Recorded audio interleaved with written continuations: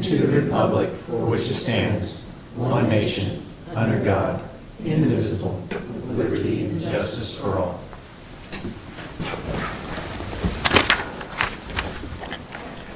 Roll call, please. Crowner, Here. Lees, Here. Young, Here. Covert, Here. Johnson.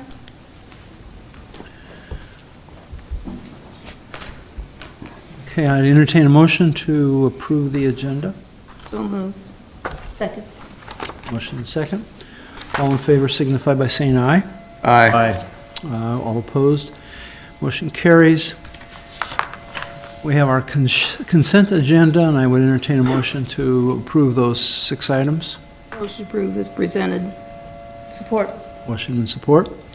All in favor signify by saying aye. Aye. All opposed. Motion carries. We'll go on to our council and staff reports. Thank you, Your Honor. I'm going to be real quick. Chad and I are on the radio tomorrow, 7:40 a.m., 20 minutes, I think it is. We're going to talk about cooperation. Several folks noticed we were on the cover of the League magazine, so they want to talk about what we've been doing. And then I've heard from Andy, if you would like to attend the chamber dinner on January 23rd, just give me if you could let me know, I'd appreciate it. I have a table of 8 reserved so far. Just need to know if I need more. So if you let me know when you have a chance to, I'd appreciate it. And I'm going to leave it at that for tonight. Thanks. Running around. All right, Chase? We just finished up our last hydrant this week that we're replacing.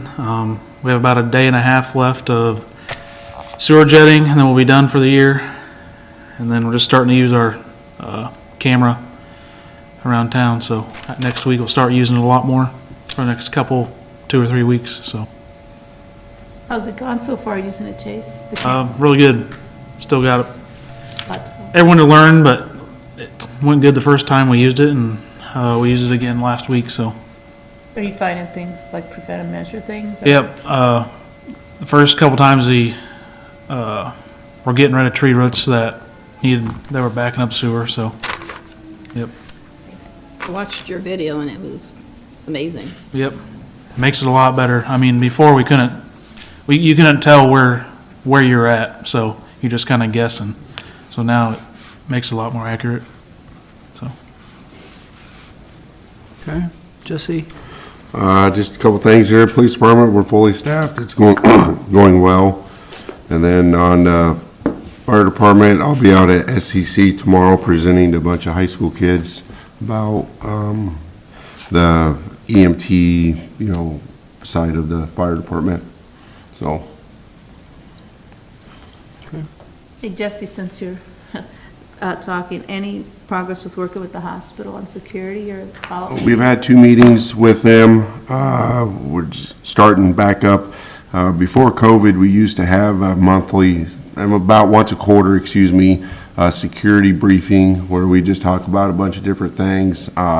That got reinstated, so we're starting discussion there. Just gave them my 2 cents worth, and they weren't aware of some of their issues, and just trying to work through some of those things. So both on police and fire side with some of the excessive amount of calls that we get out there. So it's going well. We'll see how it goes over the next couple months. Same question with Walmart. I know we kind of tried to get them to look at security. Nothing with Walmart. They, manager, I was working on that one. I was working with the managers, but he hasn't heard anything on staffing. Separate, I guess, a side question. They would like to add that 4 stop sign back in. It's technically on their property, though, when you're coming in off Broadway. So they're looking at adding a 4th one in there to help with accidents and issues that they're seeing again at that intersection. There's plenty of stacking room there, so, but it's technically their road, so. Okay, anything from finance? Greg and I started meeting about budget, so it started.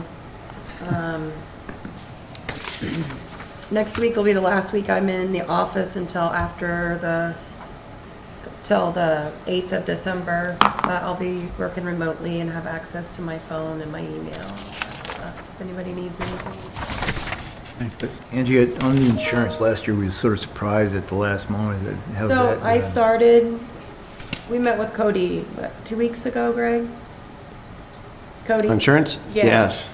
And- No, at least 2 weeks ago, And more than that. he had me do an application. We're gonna get a quote from Travelers again, the current one that we have, and then they opened a second tier, the way I understood it, and I did an application for that. So we've got 3 of them. I emailed Cody yesterday, but I haven't heard back from him, so the process has started. Thank you. Is there anything on the government shutdown that's affecting us straight off? Not- no. Actually, there is one thing. I mean, we haven't received our hazard mitigation funding yet. They did start distributing it to the smaller grants. Ours is over 100,000, so but we should be getting it, it sounds like. We just need to wait, and hopefully we'll be getting it soon. So. Okay. Anything from housing or anything like that that we've... It'll be in my update tomorrow. Oh, okay. Council? Just one thing, next week is Veterans Day. I know we have a lot of employees and some of our council members are veterans. I want to say thank you very much for their service and hope they have a good day that day. Andy? Just one thing, I have a note, 1st of November to check in and see if we want to do the business of the year again, since that'll start January 1. Is that something we want to go ahead and do next year? Yeah. Start planning, and Brad, I think we have a little work to do on the new website front of it, but, Did we want to look at doing the legacy one this year? I had Kelly pull up the businesses in West Burlington that have been in business for 25 years, but I didn't see the sheet come my way that we could, amongst those council people, that we could select someone out of that 25-year plus family business owned and work from there and get that done yet this year. Okay. Sounds good. Trees? Who's got to do it? Well, Johnny volunteered. Okay. Trees volunteered, and Okay. I volunteered, so there's 3 of us at Got it least. under control, got it. We got it. There's 3 of you, we need to advertise it. What's that? We need to advertise it. If you- Okay. Just let me know, or Kelly. Trees, do you have anything? Just other than, I was going to bring up the Legacy Award. Okay. I think it's something we should probably do for our businesses that have been here that many years and still hanging in there with us. Melanie? 2 quick things. One, October 18th, they did the Walk to End Alzheimer in West Burlington, and really appreciate the support of our city staff and just the whole community. It was a real good walk, real good outcome, and plan to do it again next year. Probably be over at SCC though. So keep it in West Burlington, just moving locations a touch. So love to have you all sign up and help out again next year about that same weekend in October. The other thing, Teresa and I did a scheduled but informal tour of Alice Place. We got a great new facility, I think, in our community. Still some finishing touches that need to be done there that they're working on. But most encouraging, there were 2 residents who we informally solicited, and they were happy. So that went a long ways. And they're still trying to fill up. There's still plenty of vacant apartments. 2 bedrooms. 2-bedroom apartments, still plenty available, but the folks seem happy that there's some more work yet to be done. That's all I have. Thank you. Thank you. We had an announcement about a grant that we received, $20,000, and we will put that to good use, I think, for housing. So.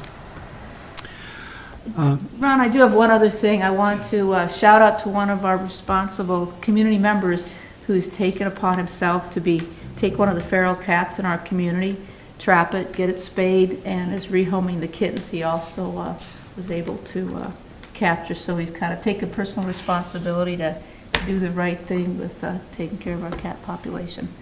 We refer to him as now the cat wrangler. His name's Steve Waples, he's our neighbor. So, Steve, thank you. Yes, definitely. What about 30 more? Oh, Send them my direction. Let him get his process down, we may be able to bribe him. Yeah. Okay. Anyone here to speak from the community? If not, I'll move on to reports. And I think presentation of the city's financial audit for 24-25. Let Greg start that. We have Sarah contact with us. Audit again this year, which we appreciate. I'm just gonna. There we go. Hi, Sarah. Can you? Well, you can't see much, but can you hear us? Yes, I can hear you. Cool. Do you have the presentation? Yes, everybody has the presentation. Looks like this. Okay, perfect. Okay. Thank you for having me tonight. I'd like to start with the presentation. When we come out to do the audit this year, we did two different types of audits. One is an audit of the financial statements. We did issue an unmodified opinion on the financial statements. I will call to the fact that you're on the cash basis, so we do an emphasis of a matter paragraph within there. But we believe that the financial statements are presented fairly. The second type of audit that we do is the government auditing standards audit, and the purpose of that's twofold. One is to look at your internal control system and to test it to make sure it's functioning as it was designed. And the other part of that is to look at compliance with your laws, regulations, contracts, grant agreements. Within the internal controls, there's really 3 levels of control deficiencies. The very highest and most urgent of that would be a material weakness. The city did not have any material weaknesses. Kind of the mid-level is significant deficiencies. This year we repeated the deficiencies on payroll and cash disbursements. But we continue to work with your team to look for ways and to recommend ways that you can alleviate some of those conditions. And the very lowest are referred to as control deficiencies, or they used to be referred to as management advice suggestions, and we issue a separate letter for those with any comments that we may have found or best practices throughout the audit. The last type of audit, the federal single audit, you have to expend more than $750,000 of federal awards in order to require that audit. So this year, the city did not require a single audit to be completed. The next page of the graph, I'm looking at governmental funds receipts.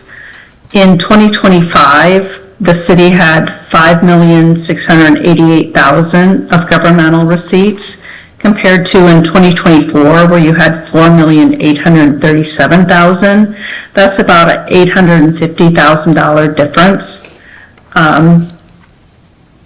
As you look across the bars, you can see that the 2 primary ones are property taxes. You had an increase in your assessed value and a very slight increase in the actual rate. And your TIF increased due to the increase in the assessed value of your TIF district.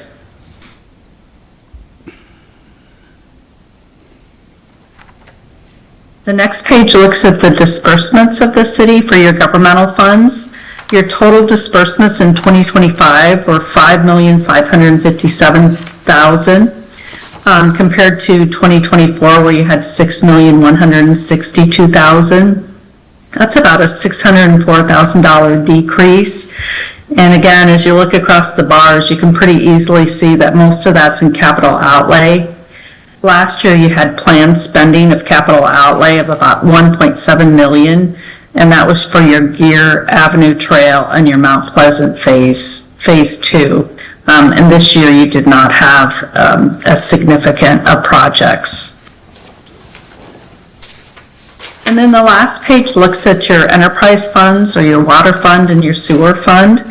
The business type activities of the city receipts in the fiscal year were about 3.3 million, which was compared to about 3.6 million in the prior year.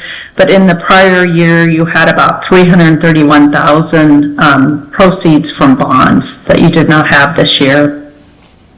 Your total outstanding bonds for your enterprise activities were about 12.3 million as of 6/30/2025.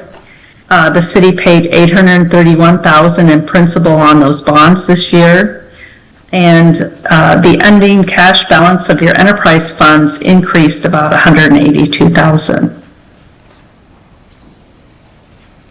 And with that, I'm happy to answer any questions that you may have.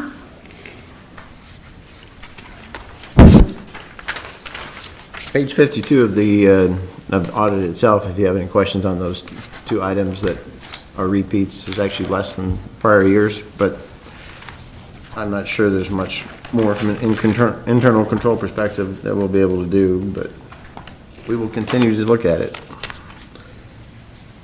My only question is on the sewer funds. Do we feel we've changed rates enough to hit the 110% that's required? No? No, I don't, no. It's a continuing challenge. But, You were much closer this year. yes, yes. This is my 10th audit in a row between city and school that they've said we don't have enough hands to manage the money the way it technically should be handled. Do you see that as typical for a city our size? It is fairly typical. We do continue to try and make suggestions or recommendations of I guess, utilizing people creatively so that we can continue to try and protect everybody with their internal controls. But it is fairly common. There are fewer than, if you go back and look at the past few years, there are fewer. And that's one thing we appreciate about Sarah and her firm, is that they work with us throughout the year. When Angie has questions or whatever it might be, they are always willing to answer questions and provide advice, so we appreciate that. Thank you. Happy to help.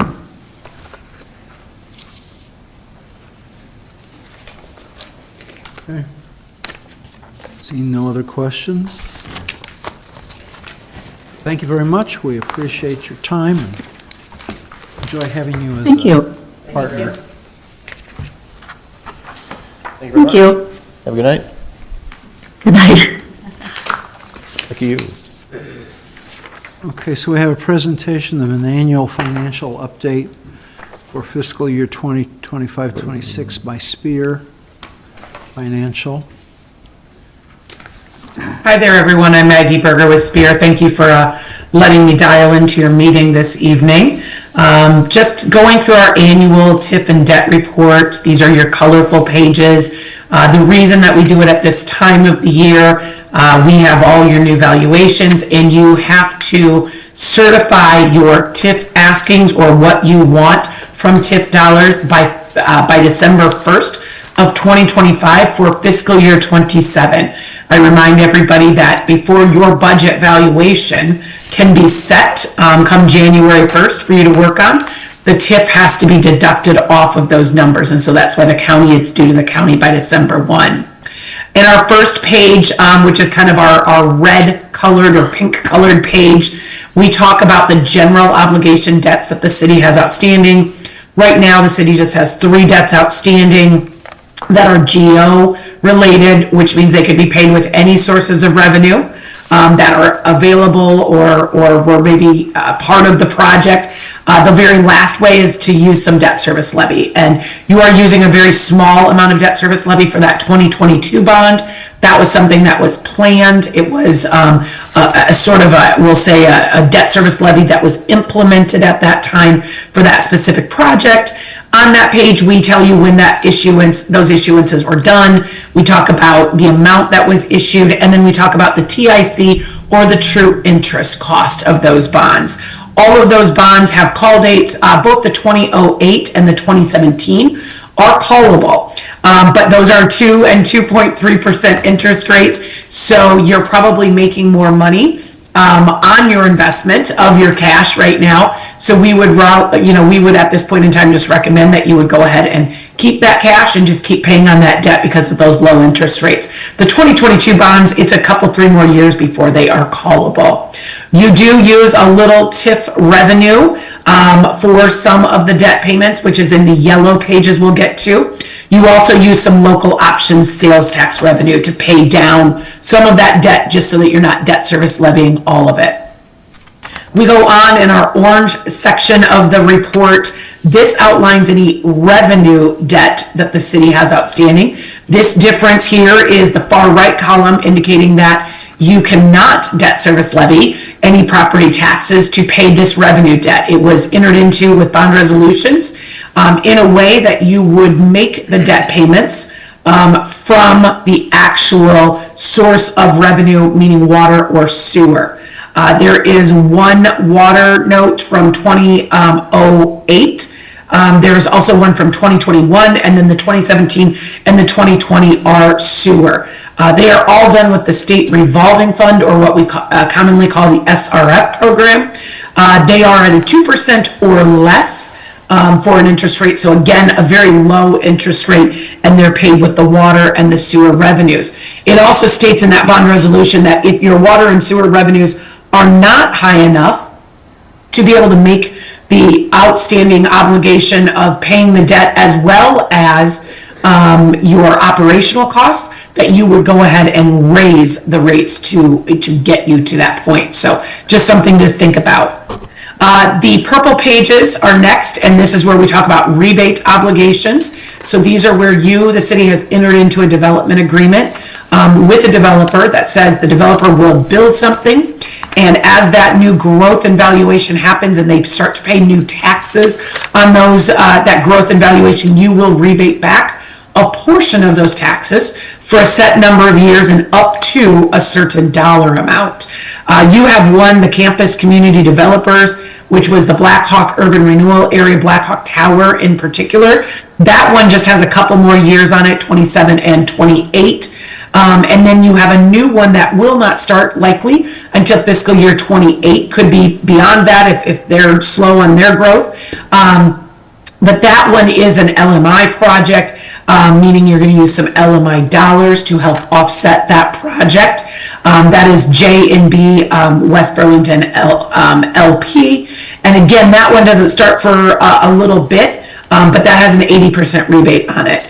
Both of those rebates are annually appropriated, which really just means we don't have to count the aggregate amount of the rebate against your debt capacity. We only have to count each and every annual year of the amount of the rebate, which is very important when we're talking about debt capacity.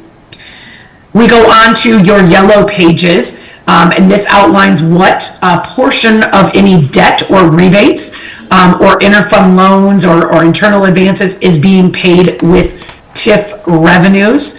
The 2017 bonds, you will ask for in 2017 or for 2027, you will ask for the final maturity portion of the debt that's being paid with TIF from those 2017 bonds. So to the tune of about $592,750. So that will go away next year. You also do not right now have any internal loans that are being paid with TIF. That I know as the city grows is something that very well could come up in the future and has happened in the past. We also have those rebate agreements that we bring in. And then the very far column on the second yellow page just indicates that you will be asking for somewhere around $659,000 in TIF receipts.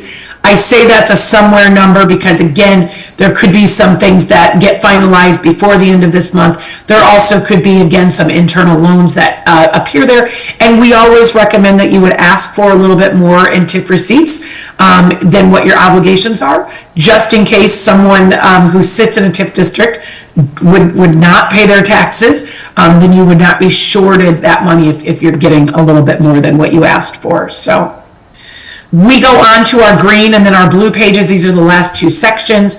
On the green, we're talking about debt capacity, and we're looking at column number 2, and we're reading straight down that column. The city's actual valuation is $359,089,600. This is a decrease in valuation. This was an expected decrease in valuation due to one of your commercial properties going into a tax exempt status. So there's a lowering of valuation there. That still gives you statutory debt limit, reading straight down, of $17,954,000, which is a great number. The city only has GO bonds outstanding of about $1,586,000, so not much GO debt out there right now. You're going to pay rebates back of about $66,000 this year. You're going to make a debt payment this year of $630,000 of principal. And so the remaining debt capacity and not obligated is about $16.9 million. So really you really at the end of the fiscal year only have used about $1 million of your debt capacity, which is a pretty strong number. We tell most of our cities they don't want to issue more than 80% of their total debt capacity. That really just means that if we took $3.5 million off that original number, you would still have about $13.3 million of capacity, right? I'm not telling you to run out and issue debt because ultimately, you can issue debt up to that 13, or even that $16 million number, but it's really the fact of how are you going to pay that debt? What's the thought process behind that? Are there sources of revenue? Will that be a debt service levy? What are those projects, that you're going to do? So again, it's good to know that you have a plenty of debt capacity if there is a project that comes up and the city wants to see that. We have a 0% growth rate because we have seen flat growth in most of our cities over the last year since the revaluation of property. So we put a 0 in there, but we know that the city in the past has grown usually between 1 and 2% in 100% valuation, in the past. So we expect that valuation could grow a little bit in the future. And then our last part of the report talks about the TIF district itself and what has grown in valuation again since the inception. That commercial property also has dropped out of the TIF area, meaning that it really hasn't dropped out, but there's no valuation associated with it. So again, we're showing a decrease in your valuation for the TIF, but I want to point out that amongst all of the increment that's available in your TIF district, the city definitely has enough TIF monies coming into them on an annual basis to service the debt that they have outstanding. And again, that would be that GO debt and the rebate agreements that are outstanding for that Blackhawk Tower rebate. You have some unclaimed TIF. Now, those unclaimed TIF dollars on our report aren't dollars that I'm telling you to go and claim, because those are dollars that make up the valuation that rolls back into the city, the county, and the school district's budgets. So again, given the fact that you've lost some valuation, we definitely want to try to keep our askings as level as possible this year. And then again, kind of readjust or look at that next year as you're going into fiscal year 28, whether there's any new debt or any new rebate obligations that you might be asking for at that time. So that's a whole lot of information in a short amount of time, but I would be happy to answer any questions about this or anything else kind of related to the municipal debt and markets if you have any questions. Quick question, Maggie. We talked about, or we've discussed about reissuing the GO TIF debt. You had done an estimate for me about 4.3 million would be generated for that for projects. Correct. That expires in 2017. We could start it in 2016 and pay the interest out of a different account. When would you need to start that process? Correct. So we'd have to have that issuance of debt in place by this time next year, right? So from the, let's say, the latest standpoint, we'd really want to start that at no later date than about the end of August, because there is 60 to 75 days from the time that you kind of start a bond issue till the end of that bond issue. So we would want to definitely start that, probably at the latest in August. If you were thinking about doing it for projects that could be bid let and done next summer, I would say probably your ideal time would be to issue that debt maybe in the months of March, April, May. So those dollars are into your account by the time the July 1st date rolls around, or even as you get started in that. And again, what Greg and I talked about was that you've got this debt that's being paid with TIF right now. That debt is going to go away. That debt is going to mature and fall off, and there's nothing really that you are going to be utilizing those TIF dollars for that you've been utilizing these last about 10 years. So what we were talking about now would be the time to do some projects that are TIF related or could be deemed TIF related for economic purposes, maybe some infrastructure, things like that. At that point in time, we definitely then could issue that debt, and you could go and get, ask for those dollars next year to just keep that pace going. So the amount that Greg mentions is exactly, the amount that we talked about that you really could generate without asking for more TIF dollars than you're already asking for, sort of folding that new debt around that existing debt that is dropping off. That is the bonding portion. We would need about 60 days to complete urban renewal work, and that actually could be done at any time. I mean, that could be done in January and February, as long as the council is willing to put what we call not to exceed numbers in that urban renewal plan. We could say, well, we're going to do this road infrastructure project, and that not to exceed maybe $3 million, even though we think it'll only come in at $2 million, right? You want to do that urban renewal work a little sooner rather than later, but you also want to have some pretty decent ideas of what those numbers could be from maybe your engineers or your different departments on that. So I would say, urban renewal work at the very, earliest could start sometime in January, February, but again, it just has to be done before the bond issue. So if we tacked urban renewal work on at the last minute before a bond issue, we're probably talking about doing urban renewal work in July and August and selling bonds probably in early September or mid-September at the very latest. We actually started today. Perfect. Updating the urban renewal plan, or at least having the discussions with more information to come.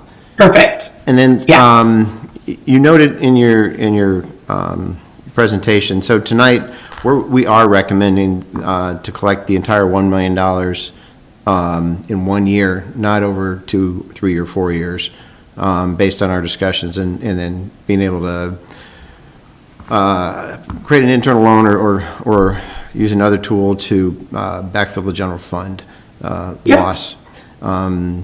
And that's going to be our recommendation. We're going to talk about that in a little bit. But if council had any questions of you, I thought now would be a good time to ask any questions of you, understanding that that's about a $300,000 hit to our general fund, but we would backfill that so that there would not be any impacts during the budget process. Sounds good.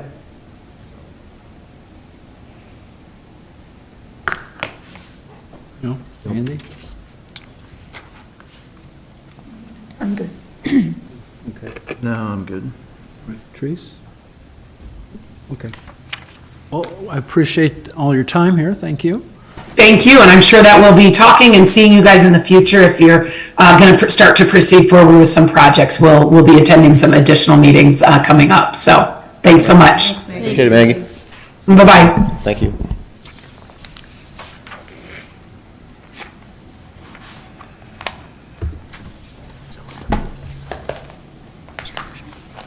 Item number 3, discuss and consider Des Moines County TIF debt certification report for fiscal year 26-27. Motion approved. Second. Any discussion? In follow-up to our last meeting, I met with the superintendent and the board president, and they both concurred that it was it'd be a good idea to collect it in 1 year, given unknown legislative conditions, et cetera. So that is our recommendation tonight, that we collect it in 1 year, and submit it that way to the county, our request to the county. So happy to answer any questions. Thanks for checking in with the school. Appreciate that. All right, well then, do I need a voice vote or a roll call on this? Action voice. Okay. All in favor signify by saying aye. Aye. All opposed? No, seeing none, motion carries. Who Go to- made the motion? Teresa, and I second it. Perfect, thank you. Why, of course we are. Thank you for noticing. Item number 4, consider options from Southeast Iowa Regional Planning Commission for housing programs, and we'll invite Mike Norris to come up. Thanks, Mike. Just as a reminder, we had, this started with the property on Mount Pleasant Street, as well as discussions regarding 657A and Homes for Iowa. And Mike's very familiar with the Homes for Iowa program, current president of the Homes for Iowa program as well. And they won an award at the housing conference this year. Congratulations.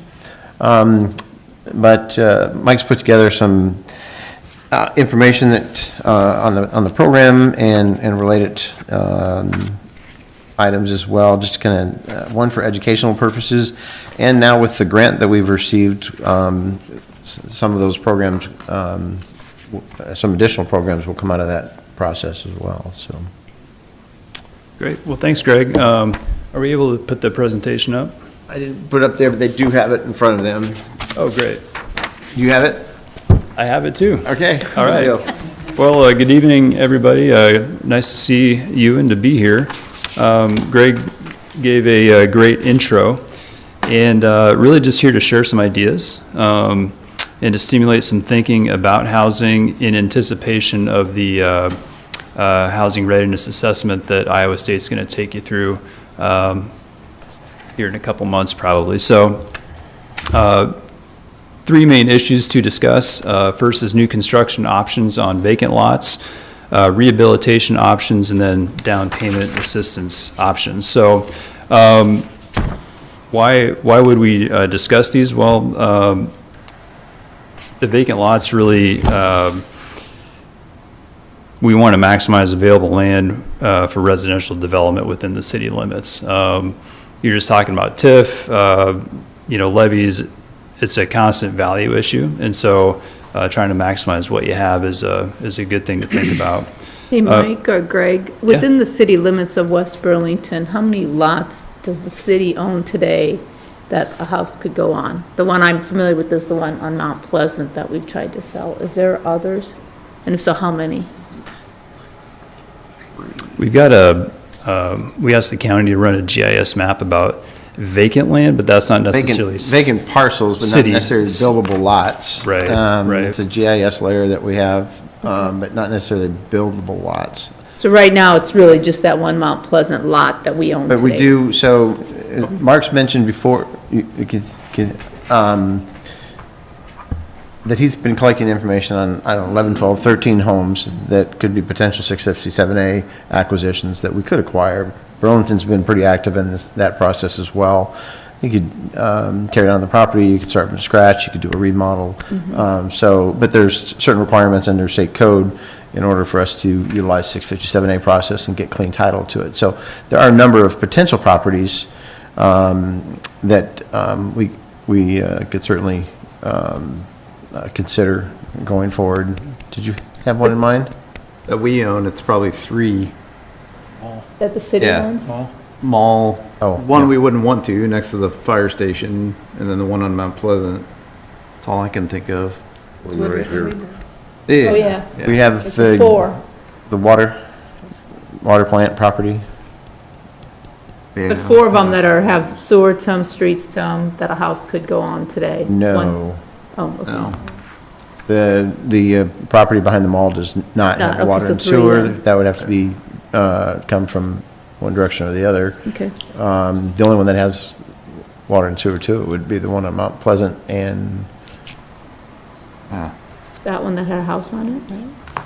was that? The one on Swan that had a house on it, right, that we bought? That's a grass lot right now?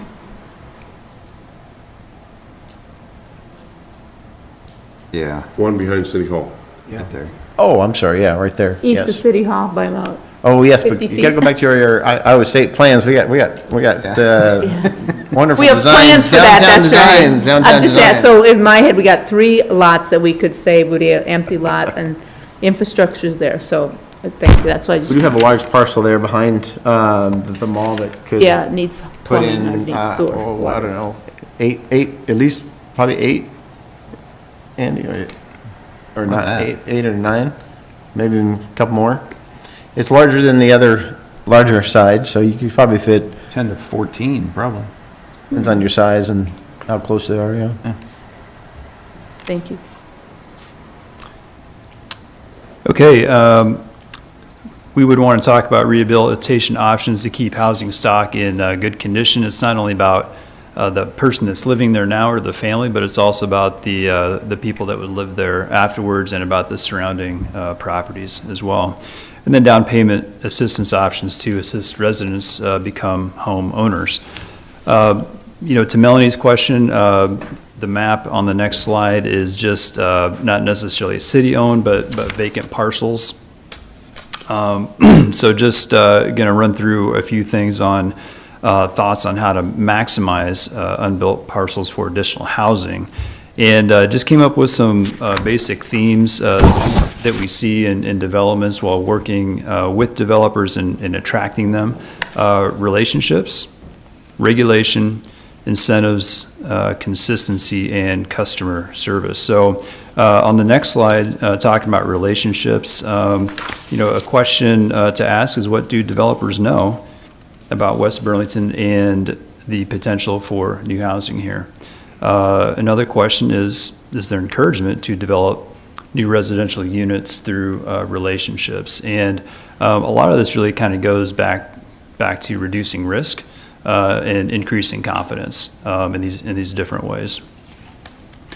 So on the next slide, looking at regulation, we may want to ask, are the correct regulations in place to accommodate new housing on vacant parcels? Again, going back to the discussion here previously, it's pretty amazing how quickly you can think through these things about infrastructure in the surrounding areas. So I'm pretty confident you'll have some great discussions with Iowa State through the housing readiness process.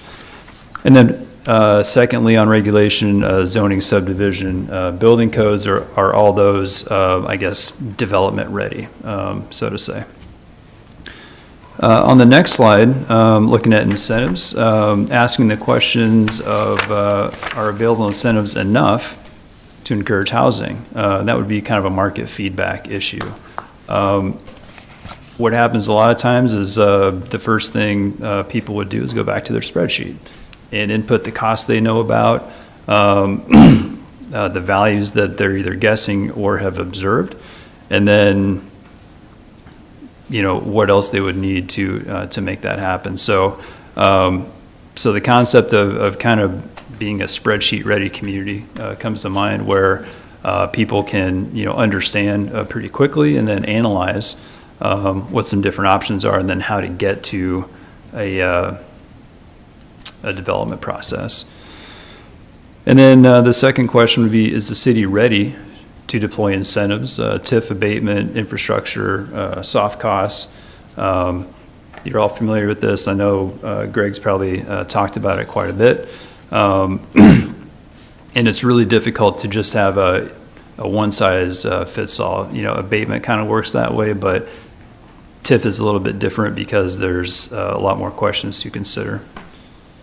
Next slide, looking at consistency. Does the city have a consistent approach to attract development, or does it kind of change from year to year, or business cycle to business cycle? And then, a natural question, and I don't know the answer to this, how consistent do you need to be? Is it 100% consistency over 10 years? Is it less, more? But I think it's a question worth considering.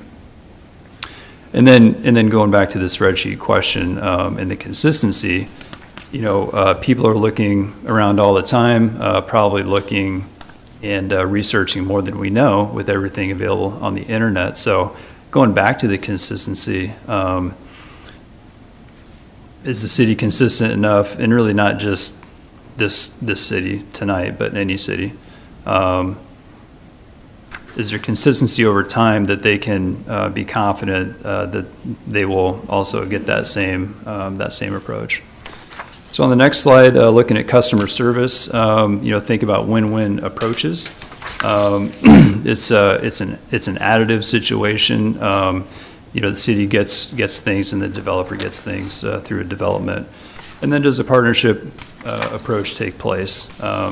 Is there really a partnership? And I think that really counts when there's a problem to solve.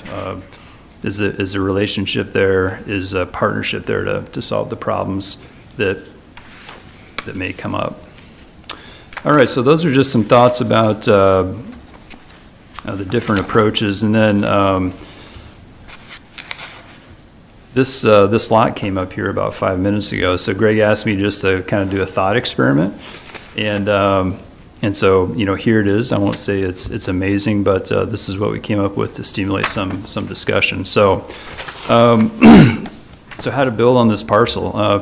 First, it's an interesting shape in an interesting location, and maybe not all of it is going to be developable. So we're going to kind of focus on the part closer to Mount Pleasant Street. First, the cons. The location's a little bit challenging. It's a fairly busy intersection. It's well lit. It may not be the first place someone says, "Hey, I want to build a house there." The area values may be a little hard to support new construction. And then, going back to the busy street stoplight, kind of the activity. But then you look at things a little bit deeper, and, there is a lot of room on the lot. It could be a generous backyard, could be fenced in. You can kind of let your imagination go on that. It's a central location. From that location, you could access your services, shopping, commuting. Transportation-wise, it's not too bad. And there's an opportunity for value there for the right situation and the right buyer. So looking at how to build on it, it's pretty clear it would require subsidy. It's not what I would call a market-ready lot. So then you need a friendly developer, and then and you don't want to build really a cheap house there. I think anything the city would want to do and subsidize, you'd want to try to focus on appreciating value. Partly, for your own reputation as a city, but then also it's an additive for the community to have something that's quality that will increase in value over time, which is good for the homeowner as well. So the different types of subsidies you could consider, LMI TIF funds, the Great River Housing Trust Fund could also be a potential partner with its funds that it gets through the State Housing Trust Fund. You may want to think about a friendly developer, one that is not just motivated by profit, but one maybe that's more mission-based, that would want to do things like infill development and maybe do things that are a bit out of the ordinary. And then finally, a house that exhibits value and quality. There's so many different options to build. Greg brought up Homester, Iowa, and I am the president of that organization. I helped found it, and we're in how many counties? 53 counties now. I think over 60 cities, and we're going to deliver our 150th house this year. So it's not a fancy house. It's a nice house. It's a ranch-style product. Moving on to the next slide. Apologize for the crude graphics there, but I think we get the idea. So the Homes for Iowa House is modular construction. We're a registered modular builder in Iowa. So they're built in one piece outside of the Newton Correctional Facility, and they're brought to the site as a completed house, with the exception of the finished floor and the appliances. So when you walk inside, the sheetrock is finished, it's painted, wired, plumbed. Really, it's ready to be hooked up. Ready to be hooked up. And we build to the state of Iowa building code. We've got 2x6 stud walls, clear span roof and floor trusses, Pella windows, and what I would call medium grade finishes. We're not going high end, but certainly not low end either. And it's all things that we would all recognize. And it's insulated enough that we put a heat recovery ventilation system in there to bring fresh air into the house. Next slide, you can see the different places where. Hey, does that come with the garage attached? I see the picture has it. Yeah, it does not. Okay, It does okay. not. That would be a site built. Thank you. Yep. Next slide, you can see we've got an updated map of all the places where the homes are and when they were delivered. Okay, so moving on to owner-occupied rehab options. Partnering for owner-occupied rehab is something we've done in the area for a long time. Several years ago, the Great River Housing Trust Fund partnered with the city with we did several rehabs on a kind of a one-off partnership. We've done community development block grant before, and regional planning and the Housing Trust Fund regularly bring down Federal Home Loan Bank, home funds, and anything else that we can find to help rehabilitate homes in southeast Iowa. So as far as city funding, LMI TIF proceeds are a great source for that.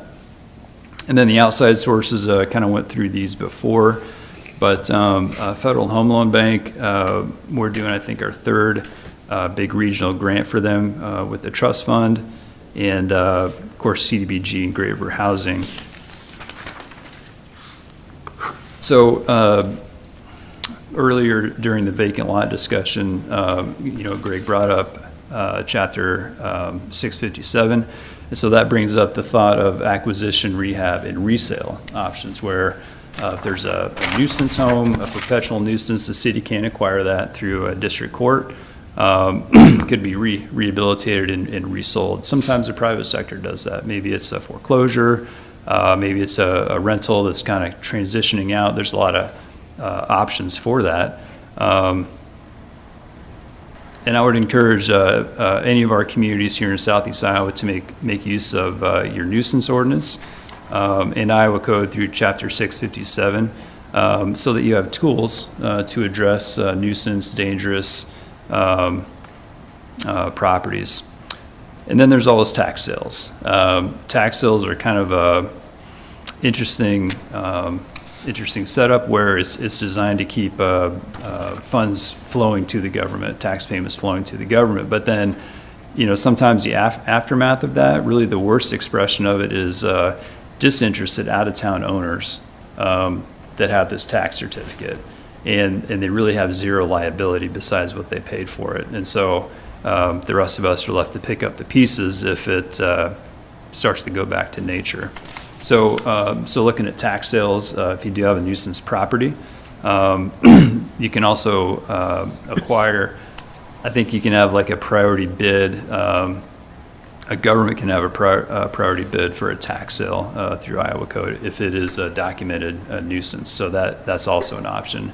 I think Fort Madison has kind of piloted that for the last couple of years. And then moving on to down payment options. Again, looking at the LMI TIF funds, you could create a down payment assistance fund for income qualified residents to use. The way the Great River Housing Trust Fund does this is through a deferred loan with a small closing fee. And so basically the way it works is income qualified or whatever qualified person you set They would apply, they get the money at closing. They could apply it for principal or to closing costs. And then it's recorded as a subordinate lien. And so it just kind of sits there with no interest, which makes the accounting a lot easier. And then whenever they sell the house or need the lien to be released, like if they take out a home equity loan, then it would be paid back into the fund at that time. The deferred loan works pretty well. The only weakness, I would say, is that sometimes people just forget it's there because they're not making a payment. So then if they sell the house, you do the title and lien search, the closing statement, they're like, hey, what's this $7,500? So sometimes that happens, but then they've also had the benefit for a long time of that kind of zero interest money.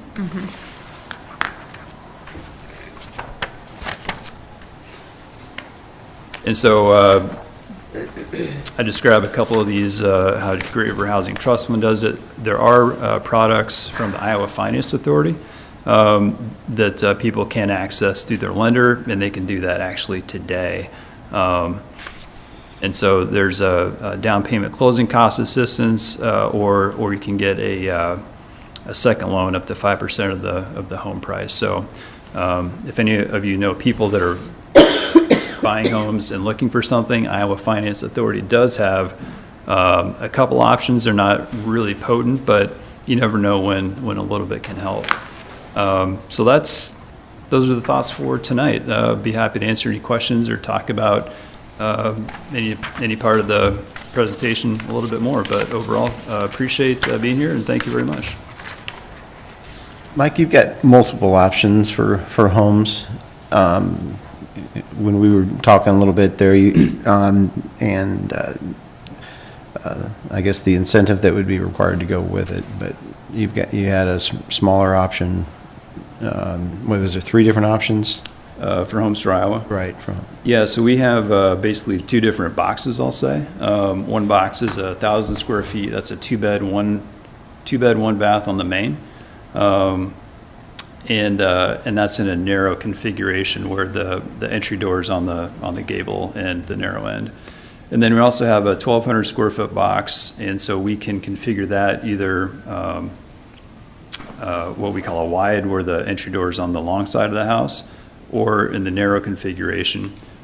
And then we have different roof lines, siding options, and then we also have the prototypical 1,200 square foot box would be a 3-bed, 2-bath with laundry on the main. We also have a 2-bed, 2-bath option on that same 1,200 square foot footprint that makes the living area just a little bit larger.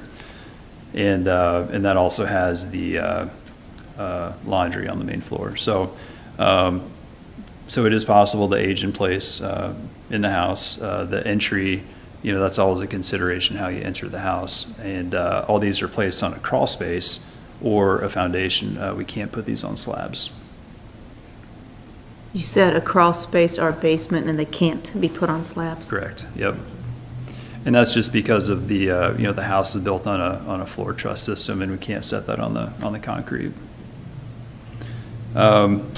So just to give you an idea about how they're delivered, maybe some of you remember the one that was delivered onto West Burlington Avenue.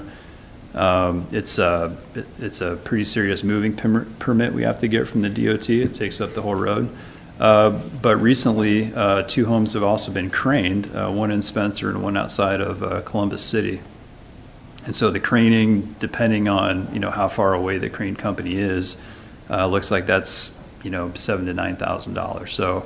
So for a tight lot where we couldn't get our whole moving rig in, we could get it close enough, and then the buyer could utilize a crane to place the house.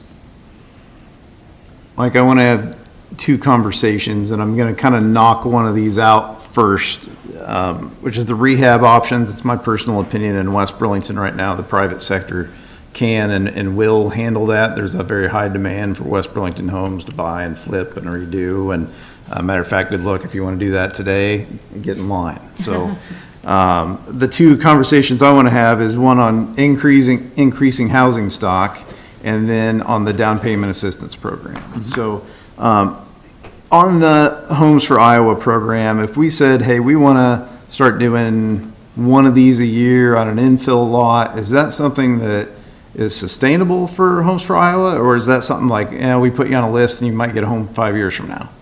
No, we have capacity to build about 50 homes a year. And we have not yet hit that capacity. This year, I think we'll hit 39.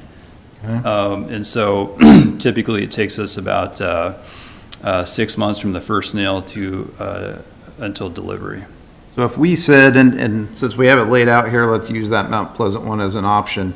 If we said today, we all just voted, we want to put a Homes for Iowa home on that, what would our time frame look like? And then what else would you need from us? So I think the first thing to think through is what development structure would you like to employ? Would the city self-develop it? Would you, procure a general contractor to do that on your behalf? So that may be one of the first things to consider is what the structure is. We have a pre-order process where we go down through some basic questions, lot ownership. Is it movable? So our moving crew inspects every lot before we actually take an order, because honestly, the worst case scenario for the buyer and for us is that we built a house that we can't move. Sure. So we try to take care of that early on. And then finally is the order. What's the home configuration? Are there any kind of special situations we should know about?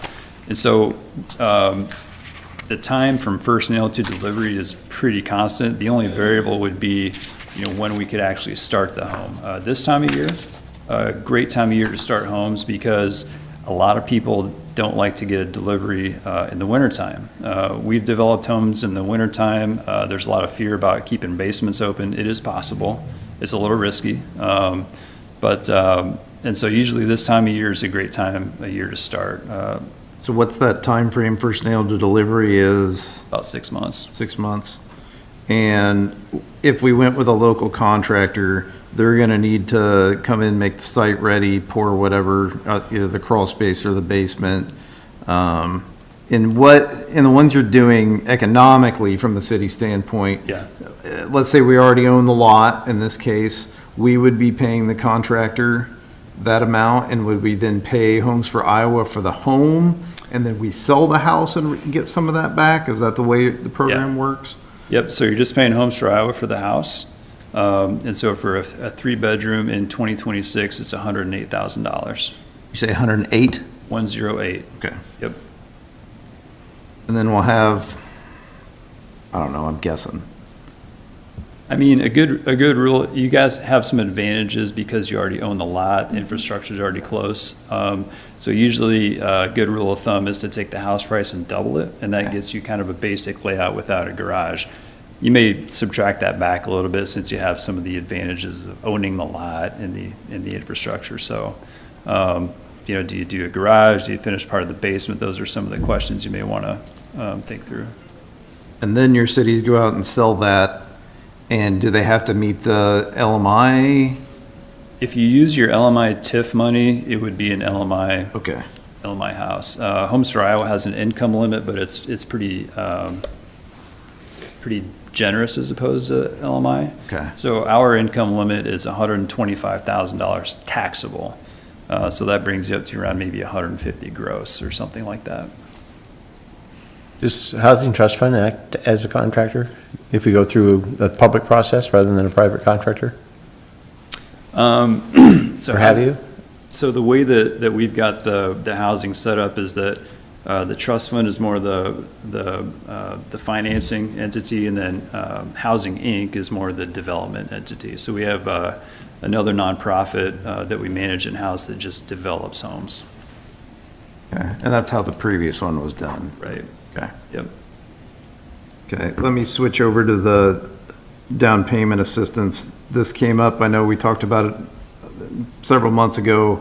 In Mediapolis is doing something similar to this. To me, this is a tool we can use to combat high rental ownership in our town. to give first-time home buyers and families buying their first property a chance to get here and live here, and it would be self-sustaining, paying it back when they sell the property. So to me, that makes a lot of sense. To me, that's frankly a no-brainer. I don't know why we don't do it. And I use the IFA funds constantly for first-time home buyers. You know, I mean, that's a... So you use the first home and some of those? Absolutely. I mean, that's probably an every other week thing that I'm doing. So, on the real estate side. So I see the difference that makes in somebody that maybe has the credit rating to purchase but doesn't have the money for the down payment at the current rental prices they're paying and so forth. Right. By the time they actually get in a home, it can be cheaper for them than renting, especially with that assistance. So to me, I'm very much in favor of doing this. Now, this is, the Mediapolis version is oversaw by some entity you're involved in. Is that correct? That's us, yeah. Okay, that's what I thought. And would that be something you'd recommend for us too, that it's our program and funds but managed? You know, I think we could definitely do it. We have a lot of experience. It's an economy of scale thing. So I would say we could definitely give you a proposal for that. Okay.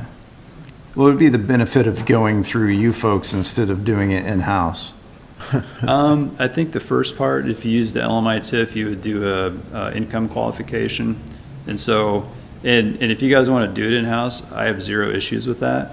But it's, you know, I think the questions to ask are, you know, does staff have time? Is that, They've already got a process in place. is it worthwhile for them to do? Is it? I'm not asking for me. I don't want to do it in-house, but I deal with this stuff all the time. So I'm more like spreading information down the table. Thank you. Yeah. So, and it has an individual board that's not city council, right? I'm referring to the Mediapolis version of this. So the way there's, well, we'll just go, just way back a little bit. So at one time they were a certified local housing trust fund. And so we kind of helped them get that up and going. Then the state said, no more kind of really small standalone. So then what that meant was then they couldn't apply for grants from the State Housing Trust Fund anymore. But they still have a fund within the city to use for affordable housing. And so they have an advisory board that advises on policy. And then they give us like certain guidelines on, okay, if we get a rehab, we want to approve those. If it's a down payment, do it this way, that kind of a thing. So there's a couple options, like if you wanted to set it up within the housing trust fund, we would create a separate account and kind of a carve out for that. Then the way that we do it with the housing trust fund is that based on, okay, whatever the city would want for, you know, intake period, is it just like anytime there's money, you know, how would you want to average? We'd have to talk about some of those guidelines or those boundaries. And then we basically just let the board know when we have an eligible one. It's more of a heads up, and then we just handle those administratively.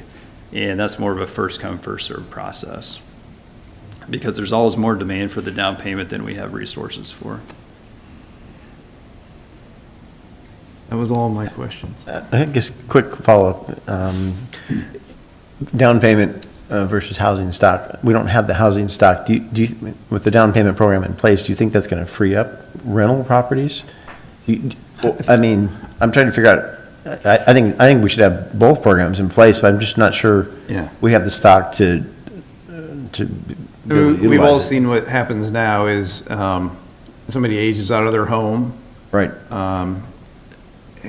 And that home is typically right now, or at least half the time, scooped up and becomes a rental property, which I greatly appreciate the rentals we have. I think a lot of our rental owners really take care of those properties, but we've seen that as the majority of the homes in town become rentals, we perhaps start to lose part of the community that we've built. So to me, this is just one way for a family that wants to get started in town, that when a home comes up, they have the ability and some help to help them compete with the rental buyer to be able to get in the home affordably.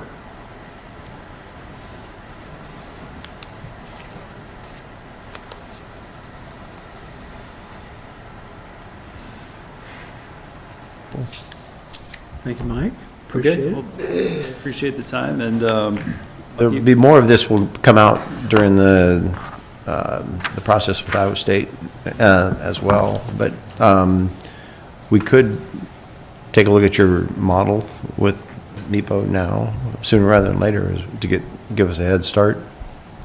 yeah, just let me know what you'd like to see, and we can put something together. All right, well, thanks, everybody. Well, I just, Thank you. one last question. Oh, sure. On the bedrooms, when you have a 3-bedroom, what are the size are the bedrooms? Because when I look at these and you're putting it in a 1,200 square foot, that's like, how big are the bedrooms? Like 6 by 8 or? Oh, they're bigger than that. Because I'd look like a cell to me, but. You know, I've been in the one not too long ago on West Burlington Avenue, so this was 5 years after it went in too, and it's held up. They've added the garage there on the back, and so quality-wise, I think you're right. Medium quality. It's not a high-end quartz countertop, but it's held up well. And I would say that being my only experience, bedrooms were good size, Oh, good. larger than most of our housing stock, really. And you've got a basement that you can finish Yeah. as well. If anybody would like to look at the home plans, we've got all the home plans on our website, and that is homesforia.com. FOR, homesforia.com. So all of our home plans are up there. We've got some pictures of, houses out in the wild and what they look like. We had a intern this summer that did some great research for us, and over the last 12 months, the median sales price of the homes that we could track, I think we hit like 90% of the homes. Some were hard to track, like a Habitat home, for example, because they have a different kind of direct lending. But the median sales price is like $257. So some higher, some lower, but Vinton, Iowa, they're one of our large order communities. They're doing just a whole bunch of workforce housing up You there. said Vinton or Newton? Vinton. Vinton, Yeah.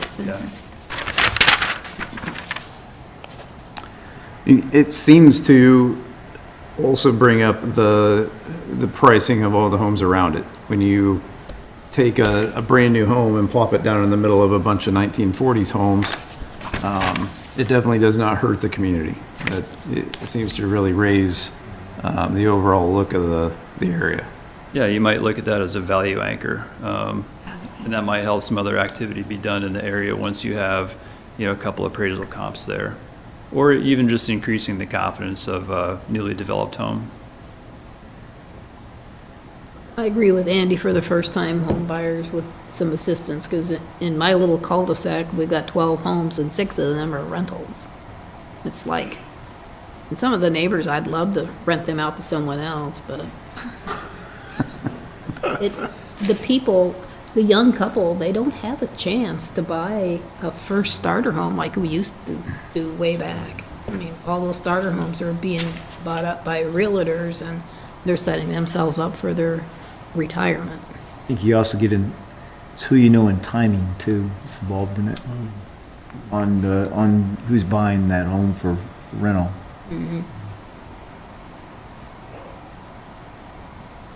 All right, well, thanks again, and Coming, Mike. I'm sure we'll be talking more about housing. Thank you. Thank you. Thanks, Mike. Oh, yeah. I'll go to item number 5.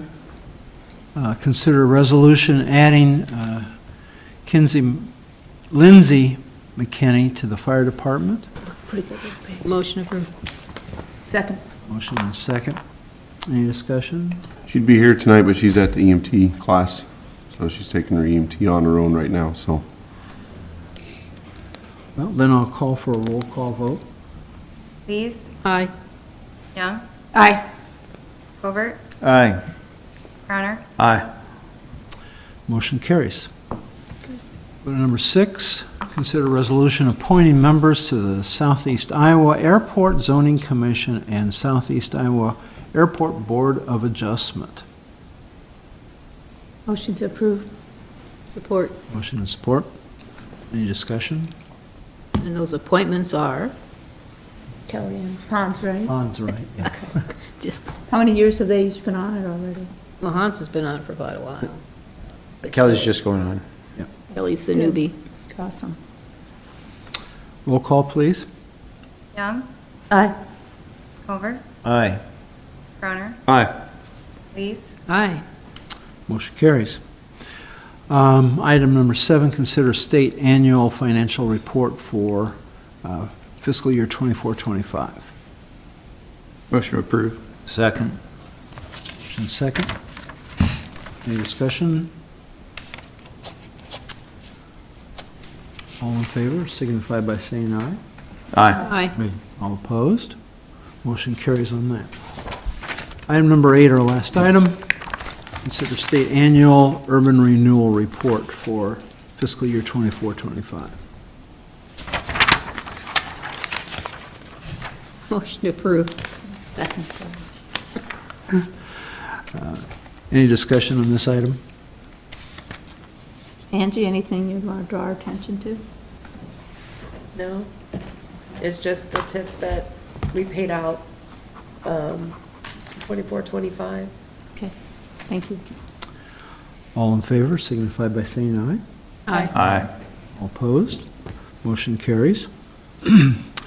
Last item is considering options on old business related to the Long Meadow water main replacement project.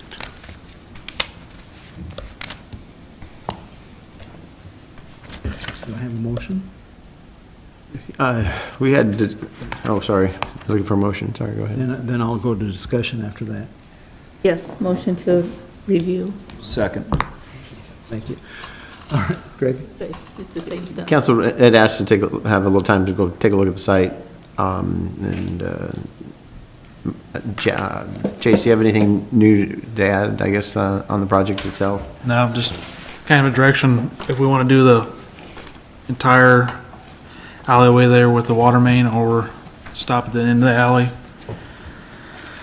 Do you have a recommendation, what you guys like to see? I mean, it makes sense to go all the way to Van Wees, since while you're there. But what's budgeted is to the end of the alley right now, so. So you'd say trenchless entire alley? That'd be ideal, it would make less of a mess, but if you went the whole alley, you could go and do a trench.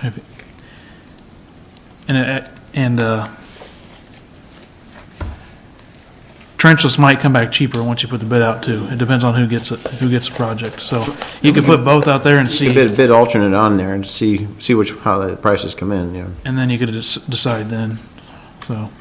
I agree. I prefer the whole alley. It just makes sense if you're already there to do it. Because you may have a potential problem if you do a new one, and then you may have a problem where you could have solved it then, or maybe 5 years from now, he's gonna be back doing it again to complete the rest of it. You plan on getting it done this year yet? Yeah, yep.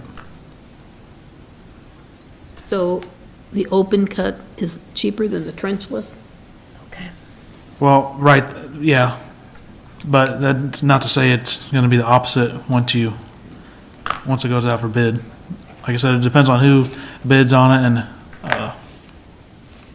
what company gets it, so. So this is just the estimation from Schneider and Wood. Engineer's estimate. And the four, Yep. they're providing the 4 options, and I apologize, I misunderstood a little bit that I thought this also involved the road surface. And from where I'm reading, this has nothing to do with the road surface, okay. We'll have to go through the whole bid process, design and bid process.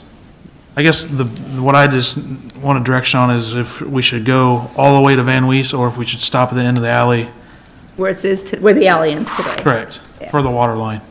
For the water line, Yeah, not the yeah. road, and that's where I was a little misunderstood. What would be the argument for stopping right there? I mean, That's where So the reason that was brought up like 3 years ago is because that's where most of our problems are, is in that little stretch of area. And that's why we originally went for that. But then when we were walking through it a couple weeks ago, we're like, well, this is gonna need replaced down the road anyway.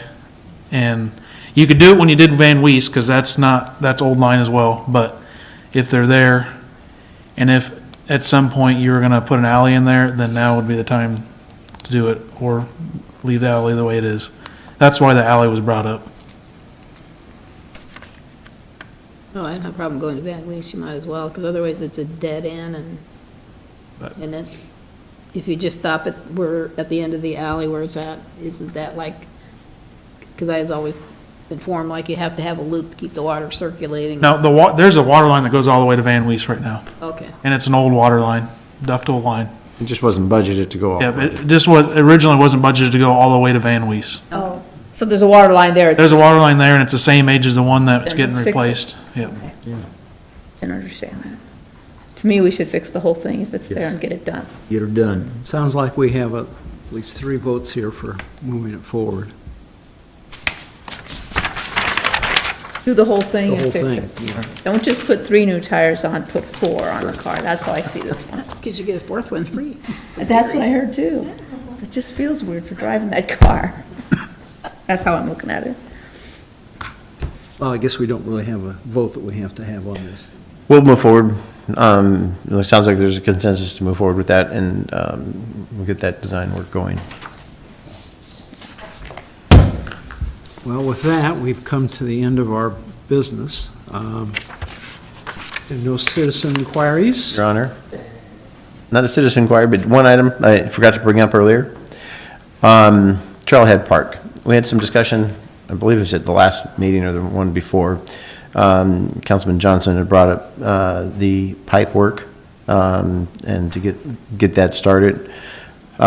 Chase has a price on that, so I guess whether or not we want to get that pipe put in, at least get it covered. And then I have an engineer that's putting together a quote for the parking and for the grading. And then during the budget process, we'll talk about that. We'll talk about the Trailhead Park as well. But I don't know that we had a consensus on us moving forward with go ahead and putting the pipe in and rock associated with that, and then and put a layer of dirt over it, which came to Around $4,500 for a pipe, rock, and dirt for us to do it. Is the pipe just for drainage? Yep, so you can fill in the ditch, yep. and then you'd bring the pipe up along with you as it was graded, assuming we went with the plan as proposed. There's various levels, and it would be brought up to a degree, but not all the way, because the detention pond was kept. It just had layers in there, various types of vegetation, and native plantings. So there was, I guess the question was if we could get started on it. That's the cost, but we don't really, I didn't feel like we had a consensus on if we should move forward. So I don't need council approval on the expenditure. I just, if there was a consensus to move forward, fine. If you'd rather wait, put it in the budget, I mean, I just need a little direction.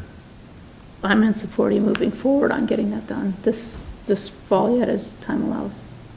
Let's get it done. Yeah, agreed. I have one question. Yes. You don't think there's any chance we come back later and go, oh, I wish we would have done this a different way? As far as filling it in, or? Yeah. We're just putting the culvert, attaching the 2 culverts together, and then filling around rock, and then There's not that much water that goes through that section, and it feeds into the detention pond. The plan allows for a significant amount of rainfall to be captured in the future on that site. And then that will also have drainage into that, like a beehive or something on top of there that would allow it to feed into there and or drain into the ground. But that would come down the road. So no matter what, we end up maybe filling some of the rest of it, or? you'd practically have the same thing that's there now, except for it's gonna be higher. You wouldn't really be changing any of the drainage. Okay. It'd just be less of a hole, less of a dip. Easier to mow, easier to. It's not gonna take that much water. Yeah. If you look in there now, there's not that much water going through there. Okay. Looks like we have an agreement for, move forward with that. Appreciate it. Two more questions. One, any update on the Mall Ring Road? We approved the contract a meeting or two ago. It's going through the whole contract process. The next piece will be to set up a pre-construction meeting, and hopefully they will move forward yet this year. They we have to get all- implied at the bid, when we awarded the bid, it was implied that they were interested in getting going Yes, it this fall, was. so. But we have to go through they're doing all the paperwork, signing all the paperwork. And the Okay. pre-con will be set up, and once the pre-con meeting is held, they can start construction based on the contract terms. We will encourage them to. So far, no to pre-contract start. mee's been set. Meeting date has not been set for the pre-con. You know, I signed the contract on Monday, and I think Katie sent that out that day, so. Okay. Okay, it's just, Get so that far started. not, so every day goes Right. by, likely not gonna get to, that's what I'm asking. And finally, election, can we talk about, anything do we know about this election we had yesterday and the results? Yeah, I contacted the auditor earlier. She said she'd let me know. I have not received anything. I can tell you if I have. Okay, oh, so officially, you did check, we, glad Tony, you're here, glad you're here, Kathy. Planning on you being here, all right, that's all. Okay, thank you. Thank you. With that, I would entertain a motion to adjourn. So move. Support. Motion and support, all in favor signify by saying aye.